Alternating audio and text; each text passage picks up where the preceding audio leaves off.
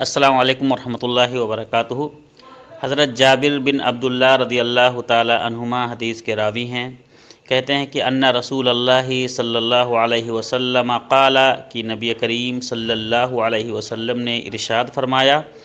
رحم اللہ رجلا سمحا اذا باع واذا اشترى واذا اقتضى، رواہ البخاری۔ جابر بن عبداللہ رضی اللہ تعالیٰ عنہ کہتے ہیں کہ اللہ کے رسول صلی اللہ علیہ وسلم نے ارشاد فرمایا کہ رحم اللہ رجلا، اللہ رب العالمین رحم فرمائے، اللہ رب العالمین رحمت نازل کرے اس شخص پر جو بیچتے وقت، خریدتے وقت یا تقاضا کرتے وقت، کسی کو قرض دے رکھا ہے یا کسی کو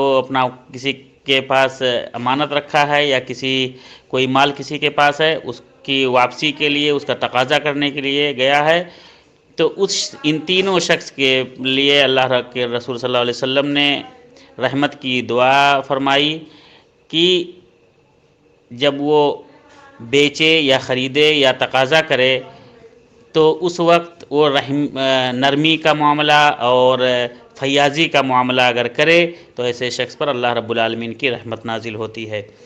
یعنی انسان کو خریدنے میں یا بیچنے میں یا اسی طرح سے تقاضا کرنے میں نرمی اور فیاضی کا ثبوت دینا چاہیے۔ یہ حدیث صحیح بخاری کی ہے۔ السلام علیکم ورحمۃ اللہ وبرکاتہ۔